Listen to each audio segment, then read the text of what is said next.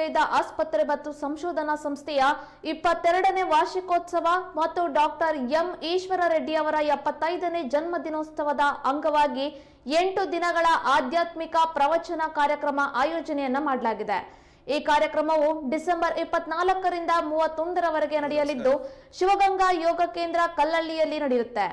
ಈ ಕಾರ್ಯಕ್ರಮಕ್ಕೆ ಶಿವಮೊಗ್ಗದ ಶಾಸಕರಾದಂತಹ ಎಸ್.ಎನ್. ಚನ್ನಬಸಪ್ಪ ಚಾಲನೆಯನ್ನ ನೀಡಲಿದ್ದಾರೆ. ಇಂದು ಶಿವಮೊಗ್ಗದಲ್ಲಿ ನಡೆದಂತಹ ಪತ್ರಿಕಾಗೋಷ್ಠಿಯಲ್ಲಿ ಅಥರ್ವ ಆಯುರ್ಧಾಮ ಆಸ್ಪತ್ರೆಯ ಡಾಕ್ಟರ್ ಸಿ.ಐ. ಹಿರೇಮಠ್ ಮಾತನಾಡಿ ತಿಳಿಸಿದರು.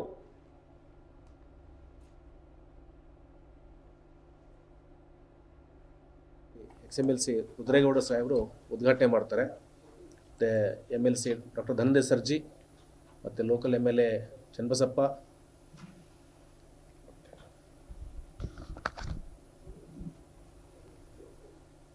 ಮತ್ತು ನೌಕರ ಸಂಘದ ರಾಜ್ಯಾಧ್ಯಕ್ಷ ಶ್ರೀ ಷಡಾಕ್ಷರಿ ಅವರು, XMLC ಮಂಜುನಾಥ್ ಅವರು ಉಪಸ್ಥಿತರಿರ್ತಾರೆ. ಹಾಗೆಯೇ SS Jyothi Prakash, SP Dinesh, H Mallikarjuna Swami, HP ಕೊಟ್ಟೂರೇಶ್, ರುದ್ರಮಣಿ Sajjan, Mallikarjun GM, AM Chandresh ಶಾಸ್ತ್ರಿಗಳು, ಮಹಾಲಿಂಗ ಶಾಸ್ತ್ರಿಗಳು ಮತ್ತು ಅನಿತಾ ರವಿಶಂಕರ್ ಇವರೆಲ್ಲ ಅತಿಥಿಗಳಾಗಿ ಭಾಗವಹಿಸ್ತಾರೆ. ಅವತ್ತಿನ ಅಧ್ಯಕ್ಷತೆಯನ್ನು ಮಾನ್ಯ ರುದ್ರರಾಜವರು ವಹಿಸ್ಕೊಳ್ತಾರೆ. ಸ್ವಾಗತವನ್ನು ಡಾಕ್ಟರ್ ಮಲ್ಲಿಕಾರ್ಜುನ್ ಡಂಬಳ್ ಅಥರ್ವ ಆಯುರ್ವೇದ ಆಸ್ಪತ್ರೆಯ ಪ್ರಧಾನ ವೈದ್ಯರು ನಿರ್ವಹಿಸ್ತಾರೆ. ಪ್ರಾಸ್ತಾವಿಕವನ್ನು ಡಾಕ್ಟರ್ ಸಿ ಮಠ್ ನಾನು ನಿರ್ವಹಿಸ್ತೇನೆ. ಅದರ ನಂತರ ಅಥರ್ವ ಆಯುರ್ಧಾಮದ ದಿನದರ್ಶಿಕೆಯನ್ನು ಬಿಡುಗಡೆ ಮಾಡಲಾಗುತ್ತೆ. ಪೂಜ್ಯ ಕಾಶಿಗಳ ಪ್ರಸಾದಾಸ್ತದಿಂದ ವಂದನಾರ್ಪಣೆಯನ್ನು ಡಾಕ್ಟರ್ ಶಿವಲೀಲ್ ಅವರು ಮಾಡ್ತಾರೆ. ನಂತರ 2ನೇ ದಿವಸದಿಂದ 30ನೇ ತಾರೀಕು ತನಕ ಪ್ರತಿ ದಿವಸ ಮೊದಲಿನ ಪೂರ್ವಾರ್ಧ ಒಂದು ಆಯುರ್ವೇದ ಉಪನ್ಯಾಸ ಇರುತ್ತೆ. ಜನಸಾಮಾನ್ಯರಿಗೆ ಸರಳವಾಗಿ ಏನು ಆಯುರ್ವೇದ ಆಚರಣೆ ಮಾಡೋದಕ್ಕೆ ಅನುಕೂಲ ಆಗುತ್ತೆ ಅನ್ನೋ ಸಂಗತಿಗಳ ಕುರಿತು ಆಯುರ್ವೇದ ಉಪನ್ಯಾಸ ಮೊದಲಿನ ಅರ್ಧ ಗಂಟೆ ಇರುತ್ತೆ. ಅದರ ನಂತರ ಪೂಜ್ಯ ಮಹಾಸನ್ನಿಧಿಯವರ ಆಶೀರ್ವಚನ ಇರುತ್ತೆ. ಶಿವತತ್ವ ಚಿಂತನೆ ಅಂತೇಳಿ ವಿಷಯ. ಇದು ಮೊದಲೇ ದಿವಸ ಮತ್ತು ಕೊನೆಯ ದಿವಸ ಮಾತ್ರ ಸಮಾರೋಪ ಉದ್ಘಾಟನೆ ಸಮಯ ವ್ಯತ್ಯಾಸ ಆಗುತ್ತೆ. ಅದು ಬಿಟ್ಟರೆ ನಿಖರವಾಗಿ 6 ಗಂಟೆ ಕಾರ್ಯಕ್ರಮ ಶುರು ಆಗುತ್ತೆ, 7 ಗಂಟೆ 30 ನಿಮಿಷಕ್ಕೆ ಮುಗೀತದೆ. ಇದು 28ನೇ ತಾರೀಕು ನಮ್ಮ ಅಥರ್ವ ಆಯುರ್ಧಾಮದ ಬೆನ್ನೆಲುಬು ಅಥವಾ ಕೃಪಾಶೀರ್ವಾದ ನಡೀತಕ್ಕಂಥ ನಮ್ಮ ಪೂಜ್ಯ ಗುರುಗಳಾದ ಡಾಕ್ಟರ್ ಎಂ ಈಶ್ವರ ರೆಡ್ಡಿ ಅವರು ಅವರ 75ನೇ ಜನ್ಮ ಮಹೋತ್ಸವವನ್ನು ಆಚರಣೆ ಮಾಡ್ತಾ ಇದ್ದೇವೆ. ಅವತ್ತು ಅವರ ಧರ್ಮಪತ್ನಿ ಶ್ರೀಮತಿ ಪದ್ಮಾವತಿ ಕೂಡ ಉಪಸ್ಥಿತರಿರ್ತಾರೆ. ಅಂದು ಗುರುವಂದನೆಯನ್ನು ಡಾಕ್ಟರ್ ಮಲ್ಲಿಕಾರ್ಜುನ್ ಡಂಬಳ್ ಮಾಡ್ತಾರೆ. ಆರೋಗ್ಯ ಉಪನ್ಯಾಸವನ್ನು ಡಾಕ್ಟರ್ ಸುಮತಿ BC ಅವರು ಮಾಡ್ತಾರೆ. ಇದು 28ನೇ ತಾರೀಕು ಸಾಯಂಕಾಲ ಇರ್ತದೆ.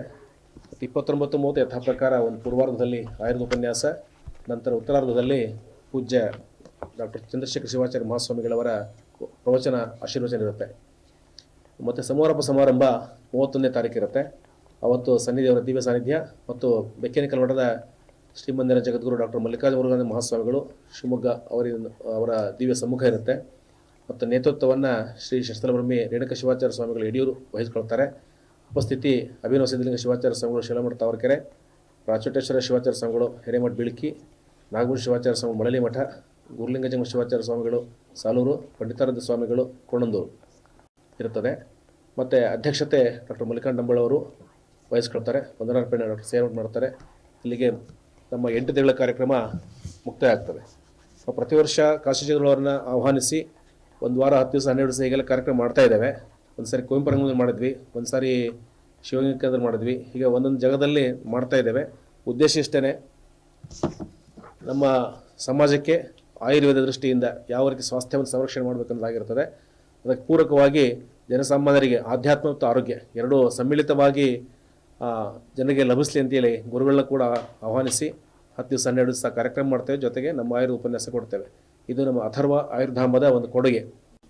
ಯಾಕಂದರೆ ಇವತ್ತಿನ ದಿನಮಾನಗಳಲ್ಲಿ ತಾವೆಲ್ಲ ನೋಡಿದಿರಿ, ಚಿಕಿತ್ಸೆಗಳಲ್ಲಿ ಹಲವಾರು ಪ್ರಕಾರ ಇದ್ದಾವೆ. ಆಯುರ್ವೇದದಿಂದ ಒಂದು ಪರ್ಮನೆಂಟ್ ಟ್ರೀಟ್ಮೆಂಟ್ ಅಂದರೆ ನಮಗೆ ಸಂಪೂರ್ಣ ಗುಣ ಆಗ್ತಕ್ಕಂಥ ಚಿಕಿತ್ಸೆ ಲಭಿಸುತ್ತೆ. ಹಾಗಾಗಿ ಆ ದಿಶೆಯಲ್ಲಿ ನಾವು ಜನಸಾಮಾನ್ಯರಿಗೆ ಅನುಕೂಲ ಉದ್ದೇಶಕ್ಕೆ ಮಾತ್ರ ಇದನ್ನು ಮಾಡ್ತೇವೆ, ಹೊರತಾಗಿ ಇದರಲ್ಲಿ ಯಾವುದೇ ಲಾಭ ದೃಷ್ಟಿಕೋನ ಇಲ್ಲ. ಮತ್ತು ಬಹುಮುಖ್ಯ ಅಂಶ ಅಂತ ಹೇಳಿದ್ರೆ, ನಮ್ಮ ಸಂಸ್ಥೆಯಿಂದ ಮಾಡ್ತಕ್ಕಂಥ ಈ ಕಾರ್ಯಕ್ರಮಕ್ಕೆ ಯಾವುದೇ ರೀತಿ ದೇಣಿಗೆ ಕಾಣಿಕೆ ನಾವು ಕೇಳೋದಿಲ್ಲ ಯಾರಿಗೂ. ಸಂಸ್ಥೆಯಿಂದನೇ ಮಾಡ್ತಿದ್ದೀವಿ. ಇದನ್ನು ಕಳೆದ 10-12 ವರ್ಷ ಮಾಡ್ಕೊಂಡು ಬಂದಿದ್ರು, ಅದೇ ಪರಂಪರೆನ ಮುಂದುವರ್ಸ್ಕೊಂಡು ಬಂದಿದ್ದೀವಿ. ಅದರಲ್ಲಿ ತಮ್ಮೆಲ್ಲರ ಸಹಕಾರ ಮತ್ತು ಸಮಾಜದ ಪ್ರಮುಖರ ಸಹಕಾರ ಇದೆ. ನಮ್ಮ ಶಿವಗಂಗಾ ಕೇಂದ್ರದವರು ಉಚಿತವಾಗಿ ಸ್ಥಾನವನ್ನು ಕೊಟ್ಟಿದ್ದಾರೆ ಆ ಸ್ಥಳದಲ್ಲಿ ನಮಗೆ ಕಾರ್ಯಕ್ರಮ ಮಾಡಲಿಕ್ಕೆ. ಅದು ಕೂಡ ನಮ್ಗೆ ತುಂಬ ಅನುಕೂಲ ಆಗಿದೆ. ಹಾಗಾಗಿ ಅವರಿಗೂ ಕೂಡ ಧನ್ಯವಾದ. ಯಾವ ರೀತಿ ಸ್ವಾಸ್ಥ್ಯವನ್ನು ಸಂರಕ್ಷಣೆ ಮಾಡಬೇಕನ್ನೋದಾಗಿರ್ತದೆ. ಅದಕ್ಕೆ ಪೂರಕವಾಗಿ